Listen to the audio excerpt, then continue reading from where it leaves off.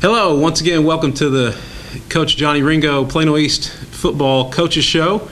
I'm Chris Ferris with the Plano ISD Athletic Department. And Coach, how's the off week been? Good practices this week? It was great. Last week we had a great week of practice and preparation, and came at a good time with some of the injuries that we've had and trying to get some guys back, Chris. And this week, yesterday was awesome, Monday, and so we feel like this additional time helps us in playing the type of team that we're going to play with that powerful running attack. And normally you don't see something like that for two tight end wing and or one tight end wing, but we don't see an offset eye very much with the spread offenses today, and so most of the teams in our district are spreading it out now pretty good, and so what will happen after this week is we'll get into a routine of playing teams that are very similar offensively. So bottom line, it's added a week of preparation for us that is going to be very helpful. We feel like this Friday night against a very good football team and one that runs the ball really well. So we needed the extra time, so we're glad we had it. So it came at a good time. And, yes. And you're speaking of getting a few guys back injury-wise. Does that look good for you? Do you have most everybody is back, and we've lost a few for the season. Danny Jonas, a linebacker, and Sam Daughtery, an offensive lineman, and Sam Trotter's still out. And we hope to have him back soon. But he's now getting back into the swing of things practice-wise, as far as being out there in his pads and running around with a helmet on a little bit, and he's the one who broke his jaw, and he's obviously one of our tremendous defensive players and was our defensive leader last year, one of them. And so we've gotten Lindell back, and he's back in the swing of things, and so to get Sam back in a couple of weeks will be huge, and so real excited about that. So from an injury standpoint, and we had some guys banged up against Keller, so the week again came at a very good time, and we hope to have all those guys back at full force this Friday night against Marcus. Well, and I know it'll be another road trip like we talked about a couple weeks ago with the Keller game, and I know there was a great crowd out there. Hopefully the Plano East Panther contingent will be out there again. Coach, talk a little bit about how you guys will prepare for the little bit of difference. I know, like you said, you've got the extra week here. It came at a really good time, but what are some things, not necessarily, I don't want you to give away schemes and that type of thing, but what will you guys do this week to try to combat that running game a little bit? Well, it's just, it's all about run fits for us defensively and what we're trying to do from an alignment standpoint. When they do such a great job with Dagan Newsom and Rufus Mason, the two running backs. Deion Sanders' son is the junior quarterback. He's got great speed, and he's not the focus of that attack. It's really those two running backs, and they've got a good contingent of receivers and other backup running backs behind them that are all very explosive. And so they that's been the strength of their team. They're very good defensively as well, but offensively is where they're winning their ball games and why they're 3-0. I think they do a good job controlling the clock, long drives, and so they're a very physical football team. Pride themselves on that. Of course, we hope that we're that type of program as well and consider that type of program. And so for us, it's mainly just getting as many in the box as you can. Trying to stop the run. Of course, then you've got to be cognizant of the play action pass and things that will come off of that those run fakes. And so it really is our defense is set up the 3-4 that everybody has a responsibility, and you have to trust the guys next to you that they'll do their job. And if we can do that and we're in proper position on Friday night, we'll be just fine. But we prepare each week the same, Chris. We feel like hopefully we've got great game plans from an offensive and defensive and special team standpoint.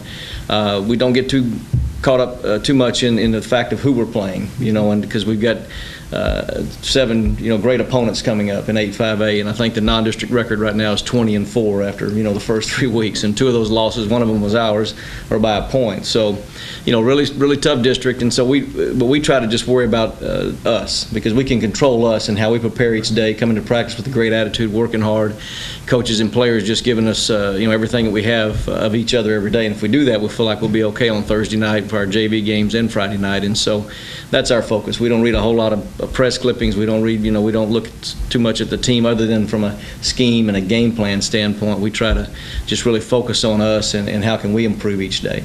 Right. Right.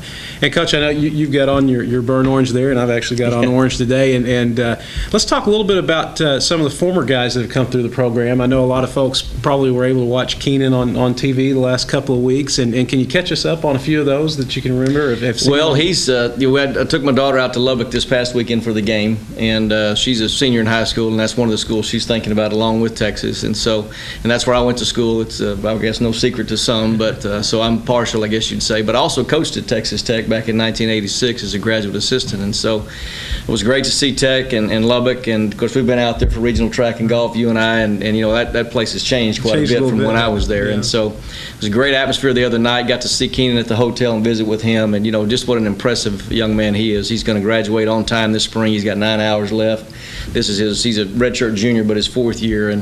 But to be able to graduate on time and do what he's done on the field and off the field, he's just a young man that's really represented Plano East in a great way, and the whole Plano community, because he just takes care of his business, and he does it in such a positive way, and he's such a great kid. And so I saw him a little bit. We visited, and I asked him when I was done. I said, "All right, I'm going to let you go because I know you're busy, but go back up and take a nap." He said, "No, Coach, I'm going to study a bit more." So he went back up to study Tech a little bit more from a video standpoint and a game plan standpoint. And so, great job. He's doing an awesome job. We've got a lot of other guys that have been through with us that are playing in the pros right now, and we've got Josh Pepper at Wisconsin and Tobin Opurum at Kansas, and we've got Zach Patterson up in Oklahoma playing some ball, and so at wide receiver. And so there's a number of guys, and just offhand, I'm trying to remember some of the others. But of course, Terrence Wheatley's with the New England Patriots, and Justin Blaylock with the Atlanta Falcons, and Charlie Pepper with the Green Bay Packers. And so just a great lineage of guys that have been through East, and that's why I just feel real fortunate to be able to work in Plano ISD and at Plano East, because it has been a great tradition-rich program.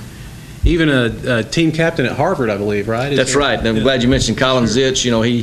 What a great safety he was in 2006, along with Keenan in that senior class, and his twin brother Ryan is a receiver at Texas. But Colin has done an outstanding job for them, and he's a guy that I think will have a chance to get drafted. He's a senior this year as well, and was voted their lone captain after being named MVP last season. And so they've had only 143 captains in the history of that school, and Colin Zitch is now one of those. And so, football for him, if it continues to work out, will have a chance to play in the NFL. But more importantly, he's such a great kid too academically, and the things he does on and off the field, that he's set for life. I think being a captain, that's going to, will sway a lot of people when he goes to maybe interview for a job. You would think so. That's fantastic. Well, Coach, we don't have any highlights to watch this week. Certainly we're off this week, but I know we'll create a whole lot of highlights to watch next week, and I guess we can end things. We can let you invite people out to the ball game on Friday. Yeah, we just love to see you. We had a great crowd in Keller, and we're playing at Marcus High School. They've got a brand new stadium on campus, and this will be, I believe, their second game in that new stadium. And so love to see a large vocal contingent of Plano East Panthers there. We've got 4 extremely tough district games that are on the road. We play at Flower Mound, Marcus, at Louisville, and then at Allen. And then we've got Plano West, Plano, and Hebron at home. And so we've got to be road warriors. We've talked to our guys about that, and we've got to be great on the road.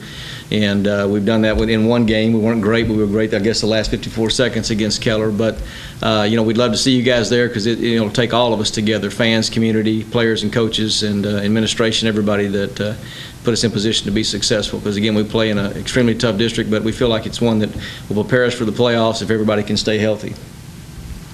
Well, thanks for joining us, and we'll see you this same time next week.